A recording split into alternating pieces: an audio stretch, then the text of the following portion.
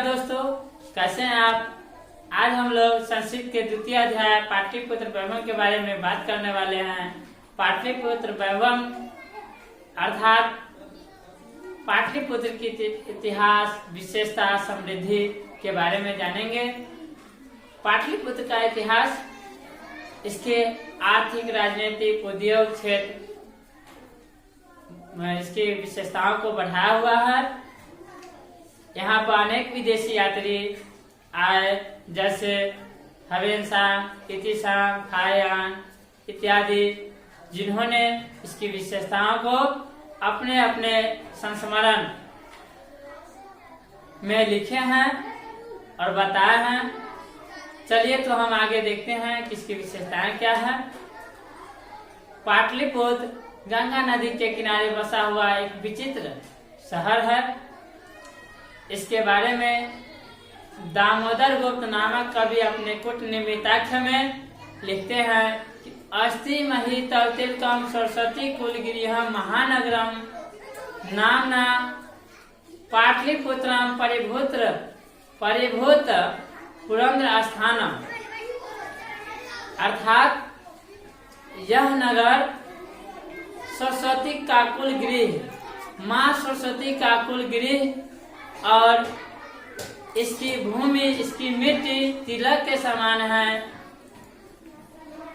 और भगवान इंद्र के द्वारा जीता गया यह स्थान है। ध्यान से सुनिएगा, कौन बोले हैं तो दामोदर गुप्त नाम के कवि किस काव्य में, तो कूटनिमित्ताख्य काव्य में। ऐसा सुना जाता है कि भगवान बुद्ध के समय में यह पाटली गांव था। क्या था? पाटली गांव के नाम से जाना जाता था। इसके बारे में भगवान बुद्ध कहते हैं कि यह भविष्य में पाटली ग्राम महानगर होगा, लेकिन हमेशा बाढ़, अग्नि और झगड़ा से भयभीत और कोलाहल रहेगा। हमेशा हलचलें होती रहेगी। ध्यान दीजिएगा दोस्तों, यह संस्कृत का सब्जेक्टिव का एक प्रकार का प्रश्न है। एक बार और सुनिए कि भगवान बुद्ध पाटलिपुत्र के विषय में क्या कहते हैं। तो भगवान बुद्ध पाटलिपुत्र के विषय में कहते हैं कि यह पाटली ग्राम भविष्य में महानगर होगा, लेकिन अग्नि, बाढ़ और झगड़ा से हमेशा भयभीत रहेगा और हलचलें होती रहेगी। चंद्रगुप्त मौर्य के समय में इस नगर की शोभा व्यवस्था और रक्षा व्यवस्था अच्छी थी। इन्हीं के समय में दामोदर गुप्त, माफ कीजिएगा, चंद्रगुप्त मौर्य के समय में इसकी रक्षा व्यवस्था, शोभा व्यवस्था बहुत अच्छी थी, समृद्ध थी।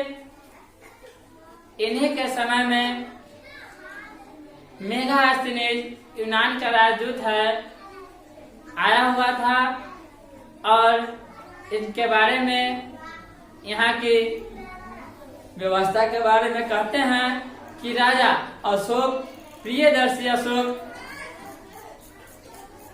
के समय में इसकी समृद्धि, इसका विकास अति सुतराम था, बहुत ही अच्छी थी। सुतराम का अर्थ होता है अच्छा, अत्यधिक अच्छी थी। उसके बाद राजशेखर अपने स्वकाव्य मीमांसा में कहते हैं कि किसमें, स्वकाव्य मीमांसा में कहते हैं कि यहाँ पर अनेक प्रकार के विद्वान आए, जैसे पाणिनि, पिंगल, व्यंगी, बलूची, पतंजलि। हालांकि ये अपने भारत के ही हैं, लेकिन यहाँ पाटलिपुत्र में आकर इनकी विशेषताओं को बढ़ा दिया, इनकी विशेषताओं के बारे में उजागर किया, बताए। ऐसा पुरानों संस्कृत साहित्यों में मिलता है कि यह पाटलिग्राम या पाटलिपुत्र एक समय में पुष्पपुरम या कुसुमपुर के नाम से जाना जाता था। किस नाम से? पुष्पपुरम या कुसुमपुरम के नाम से जाना जाता था। लेकिन कालांतर में यह पाटलिपुत्र के नाम से जाना जाने लगा।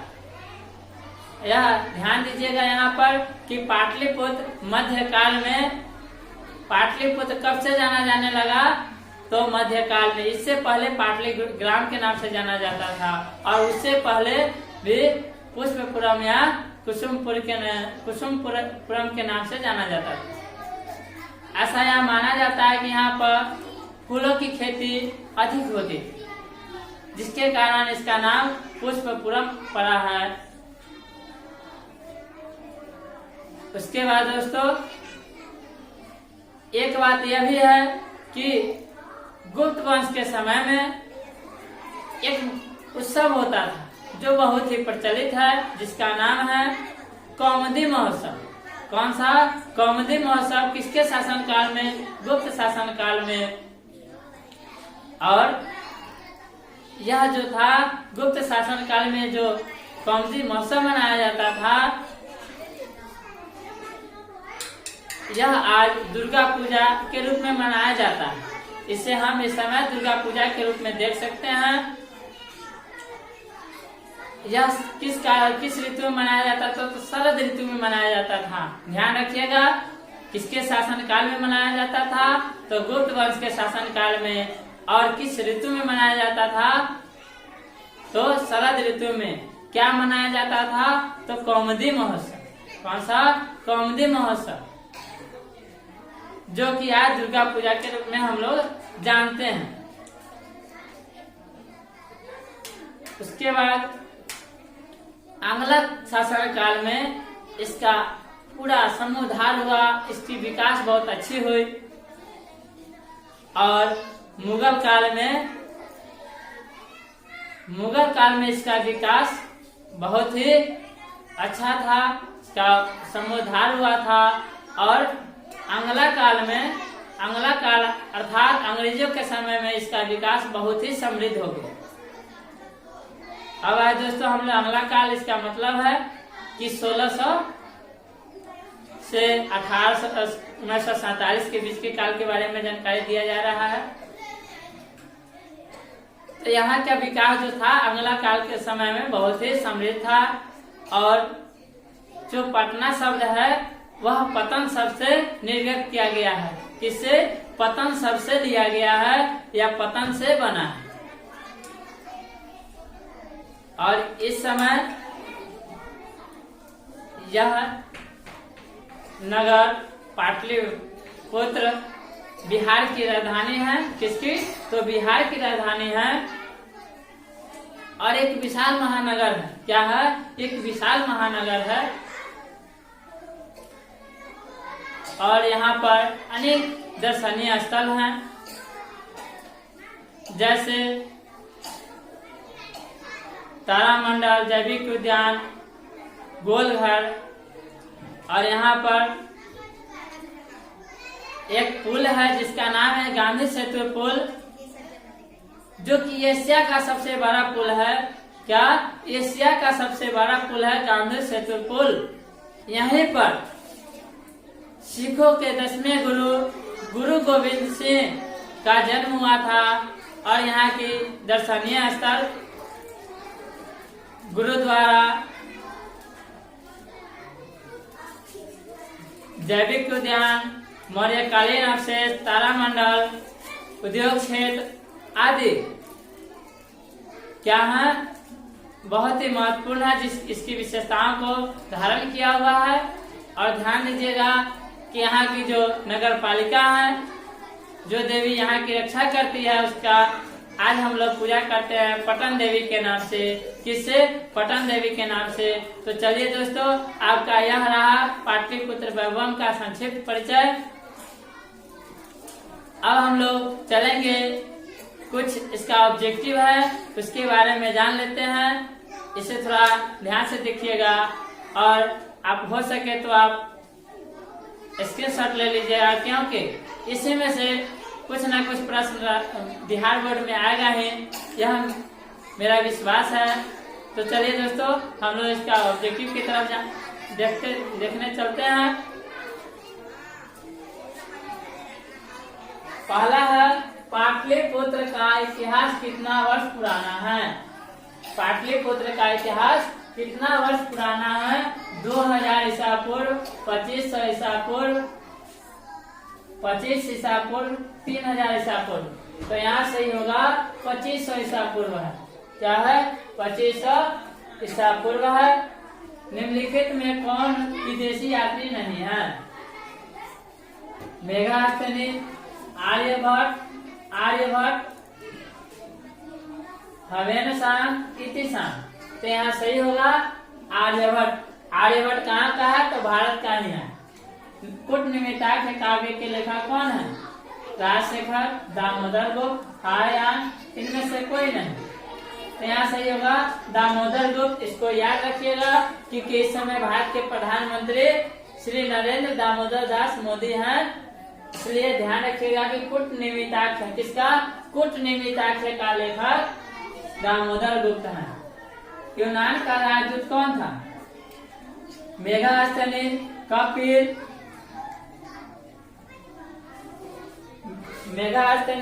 कपिल, आर्यभट्ट, इनमें से सभी। तो यहाँ सही होगा मेगास्थनीज। कहाँ का? यूनान का राजदूत था। सरस्वती का कुलगृह कहाँ है? दामोदर गुप्त के अनुसार मेघालय में, पाटलिपुत्र में, पश्चिम बंगाल में, गोवा में। तो यहाँ सही होगा ऑप्शन बी, पाटलिपुत्र। कहाँ? पाटलिपुत्र। मेगास्थनीज किसके शासनकाल में आया था? गुप्त वंश, मौर्य वंश, कुषाण वंश, अंग्रेज। तो इसमें सही होगा मौर्य वंश के समय में मेगास्थनीज आया था। इसको ध्यान रखिएगा। काव्य मीमांसा के लेखक कौन है? राजशेखर, कपिल, दामोदर गुप्त, गौतम। तो इसका सही होगा ऑप्शन ए, काव्य मीमांसा के लेखक कौन है? राजशेखर। पटना का पुराना नाम क्या है? पटना, पुष्पपुरम, कुसुमपुरम। वा का मतलब होता है अथवा। पतन गंगपुरम। तो यहाँ सही होगा ऑप्शन बी, कौन? पुष्पपुरम या कुसुमपुर नाम था। कौमुदी महोत्सव किसके शासन काल में मनाया जाता था? तो यहाँ सही होगा गुप्त वंश। कौन सा? गुप्त वंश। पाटलिपुत्र की पालिका को किस नाम से पूजा जाता है? दुर्गा, काली, पटन देवी, सरस्वती। तो यहाँ सही होगा ऑप्शन सी, पटन देवी के नाम से पूजा जाता है। तो पटना शब्द किस शब्द से निर्गत है? पतन, पतर, पटना, इनमें से कोई नहीं। तो यहाँ सही होगा पतन शब्द से निर्गत है। पटना जो है पतन शब्द से बना है। पटना के उत्तर दिशा में कौन सी नदी बहती है? कोसी, गंडक, कृष्णा, गंगा। यहाँ सही होगा ऑप्शन डी, गंगा। एशिया का सबसे बड़ा पुल कौन है? अमर सेतु पुल, गांधी सेतु पुल, बुद्ध सेतु पुल, इनमें से सभी। यहाँ सही होगा दूसरा, गांधी सेतु पुल। कौन सा? गांधी सेतु पुल। सिख संप्रदाय के 10वें गुरु कौन हैं? गुरु गोविंद सिंह, गुरु नानक, अर्जुन देव, महेश्वर। यहाँ से होगा गुरु गोविंद सिंह। कौन सा? गुरु गोविंद सिंह। मुगल वंश के समय में पाटलिपुत्र का क्या हुआ था? समुद्धार, विनाश, क्षति, इनमें से कोई नहीं। तो यहाँ सही होगा समुद्धार हुआ था। पूर्ण रूप से उद्धार उसका हुआ था, उसके विकास का, यहाँ के विकास का। राजा अशोक के समय में पाटलिपुत्र नगर की व्यवस्था कैसी थी? खराब, सुतराम, अर्थात अत्यधिक अच्छा, निकृष्ट, इनमें से सभी। तो यहाँ सही होगा ऑप्शन बी। तो चलिए दोस्तों, आज का वीडियो यहीं समाप्त होता है। अगर आपको यह वीडियो अच्छा लगा हो तो लाइक, सब्सक्राइब और शेयर जरूर करें। धन्यवाद। फिर मिलेंगे नए जोश, नई उत्साह और नई आशा के साथ। तृतीय अध्याय आलस कथा के बारे में जानेंगे। धन्यवाद।